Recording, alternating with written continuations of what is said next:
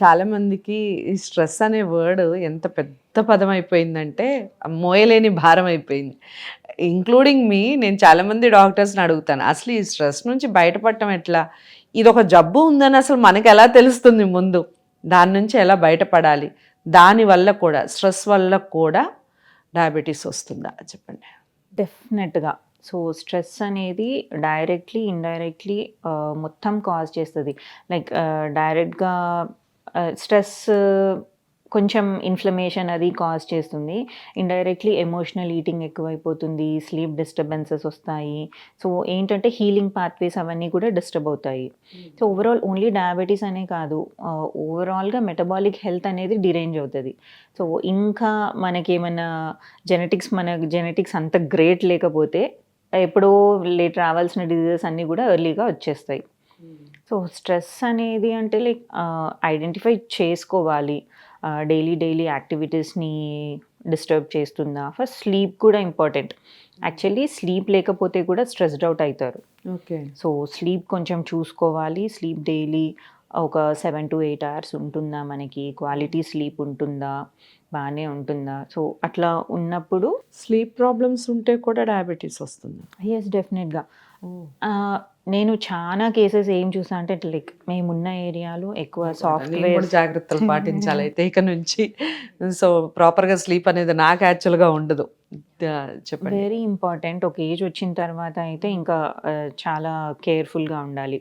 So ఎక్కువ IT employees and hostels పీజీస్లో ఉండే వాళ్ళు ఉంటారు. లాస్ట్ 3-4 monthsలో వాళ్ళకి ఎట్లా అంటే కొంతమందికి షిఫ్ట్స్ ఉంటాయి. ఎర్లీగా జాయిన్ అయిన వాళ్ళకి ఫ్యూ మంత్స్ ఏమో నైట్ టైమ్స్ చేస్తుంటారు, ఫ్యూ డేస్ మార్నింగ్ షిఫ్ట్స్ అవి చెప్తుంటారు కదా. So what I observed is అంటే లైక్ ఎప్పుడైతే నైట్ షిఫ్ట్స్ అయిపోయి వాళ్ళ సర్కేడియన్ రిథమ్ అంటాము, అంటే మన బాడీకి ఒక బయాలజికల్ క్లాక్ ఉంటుంది. ఆ రిథమ్ అనేది ఎప్పుడైతే డిస్టర్బ్ అవుతుందో, లైక్ ఈ టైంకి ఫుడ్ ఇవ్వాలి, ఈ టైంకి పడుకోవాలి, ఈ టైంకి ఇంకా తినాలి ఫుడ్, ఇదన్నీ అనుకున్నప్పుడు అవి ఎక్కడైతే అప్ అండ్ డౌన్ అవుతాయో వాళ్ళల్లో ఆల్రెడీ అంటే ఫ్యామిలీ హిస్టరీ ఉన్న వాళ్ళకైతే వితిన్ 1-2 months డయాబెటిక్ అయ్యి వచ్చిన వాళ్ళు ఉన్నారు. నాట్ జస్ట్ ప్రీ డయాబెటీస్ కాదు, డయాబెటీస్లోనే ల్యాండ్ అయిపోయి వచ్చిన వాళ్ళు ఉన్నారు. సో ఫ్యామిలీ హిస్టరీ ఉన్నప్పుడు you should be very cautious.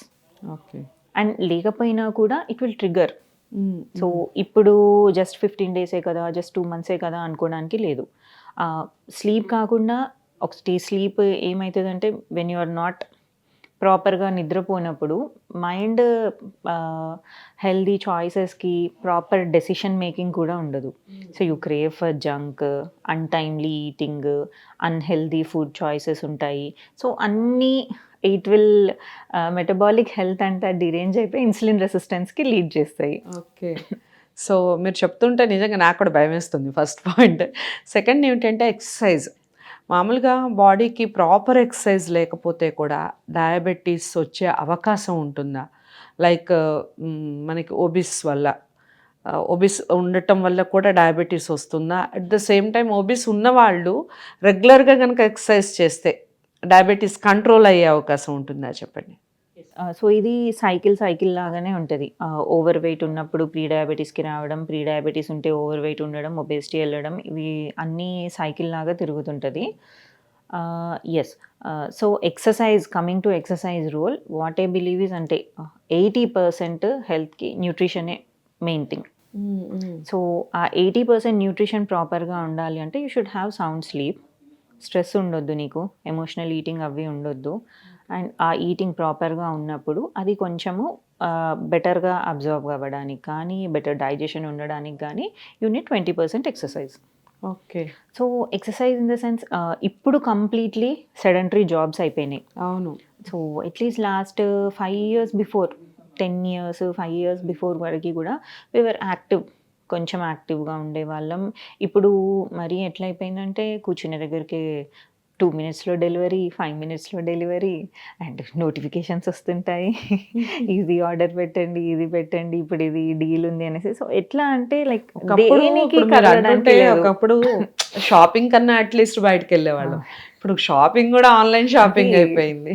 So ఇంట్లో నలుగురు కూర్చుంటే 4 ఫోన్లు పట్టుకొని కూర్చుంటారు. రైట్. సో అసలు ఎక్కడ పిల్లలున్న యాక్టివిటీ అనేది లేకుండా పోతుంది. ఏముంది మొబైల్ ఇచ్చేస్తే ఆన్‌లైన్‌లో చూసుకోవచ్చు.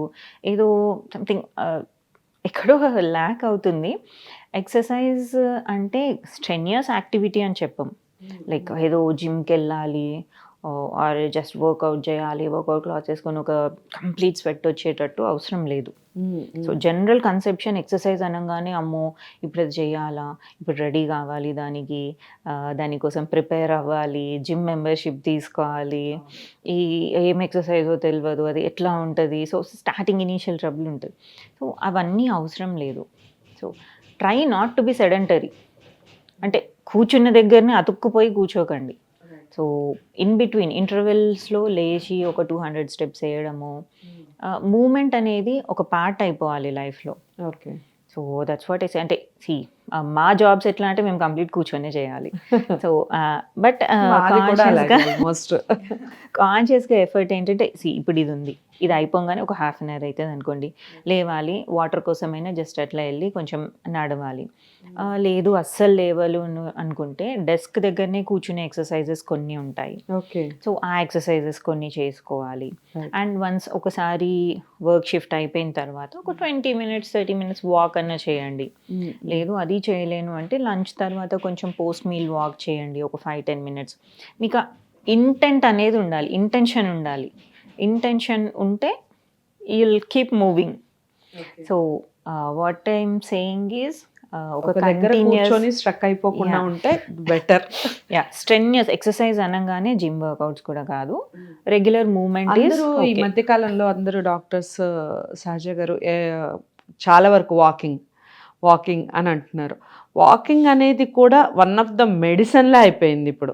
ప్రతి ఒక్కళ్ళకి అది ఖచ్చితంగా సజెస్ట్ చేస్తున్నారు. Is it true? అసలు మామూలుగా ఈ వాక్ చేస్తే డయాబెటీస్ కంట్రోల్లో ఉంటుందా? ముఖ్యంగా డయాబెటిక్ పేషెంట్స్కి వాక్ చేయమని అట్లీస్ట్ 20 మినిట్స్ 30 మినిట్స్ వాక్ చేయమని చెప్తున్నారు. అది కంట్రోల్లో ఉండటానికేనా అది సజెషన్? ఏంటంటే తినగానే మనము sugars, diabetes is all about insulin resistance. So sugars బ్లడ్లో చాలాసేపటి వరకు ఉంటున్నాయి. సో అది మనకి వద్దు. దానివల్ల అడ్వాన్స్డ్ గ్లైకేషన్ ఎండ్ ప్రోడక్ట్స్ వస్తాయి. దానివల్ల ఇన్ఫ్లమేషన్ ట్రిగర్ అయ్యి ఆర్గాన్ డ్యామేజ్ అవుతుంది. సో మనకి ఏంటంటే మన మెయిన్ గోల్ షుగర్స్ని బ్లడ్లో ఎక్కువసేపు ఉంచొద్దు. సో షుగర్స్ని యూటిలైజ్ చేసేసుకోవాలి. దేనికి యూటిలైజ్ చేసుకోవాలి? మజిల్స్ అన్నిటి దగ్గర రిసెప్టార్స్ ఉంటాయి. లైక్ బ్రెయిన్లో ఉంటాయి, హార్ట్లో ఉంటాయి, మజిల్స్లో ఉంటాయి, లివర్లో ఉంటాయి. అన్నిటి దగ్గర గ్లూకోజ్ని, ఆ బ్లడ్లో ఉన్న షుగర్స్ని అబ్జార్బ్ చేసుకోవడానికి రిసెప్టార్స్ ఉంటాయి. మేజర్ రిసెప్టార్స్ మజిల్స్లో ఉంటాయి. సో ఇప్పుడు మనం షుగర్ని పంపించేయాలి బ్లడ్లో నుంచి. ఎక్కడికి వెళ్ళి పంపించగలుగుతాం? లార్జెస్ట్ కెపాసిటీ మజిల్స్ కాబట్టి. సో మజిల్స్ ఎప్పుడు యాక్టివ్గా ఉంటాయి? వాటికి ఎందుకు గ్లూకోజ్ అవసరం? ఖాళీగా కూర్చున్నాం. ఇప్పుడు నాకేమన్నా యాక్టివిటీ ఉందా? నా కాళ్ళు కంప్లీట్లీ సెడెంటరీ ఉన్నాయి. వాటికి ఏం యాక్టివిటీ లేదు. వాటికి ఎనర్జీ ఎందుకు? ఇప్పుడు అవసరం లేదు. అవి తీసుకోవు. ఓకే. సో బట్ అదేంటంటే నువ్వు ఒకసారి యాక్టివేట్ చేయాలనుకున్నావు, మజిల్స్ తీసుకుంటేనే ఎక్కువ సోర్సెస్, ఒక్క షుగర్స్ మొత్తం అబ్జార్బ్ అయిపోతాయి.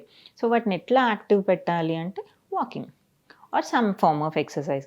తినంగానే వేరే స్ట్రెన్యూస్ ఎక్సర్సైజ్ నాట్ అడ్వైజబుల్. అంటే లైక్ డైజెషన్ ఇష్యూస్ వస్తాయి కాబట్టి వాకింగ్ ఈజ్ ద సేఫెస్ట్.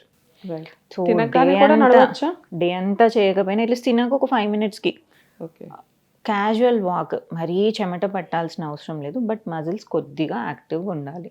కొంచెం మూవ్మెంట్ ఉంది అంటే ఆటోమేటిక్గా షుగర్ స్పైక్స్ కొంచెం కంట్రోల్లోకి వస్తాయి.